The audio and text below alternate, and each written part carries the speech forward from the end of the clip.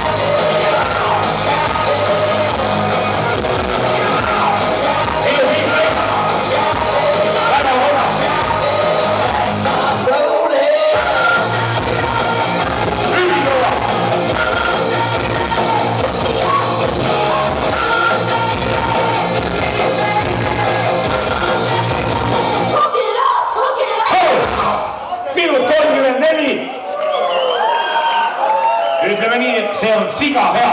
Soola, see oli hea lugu, pane see algusesse.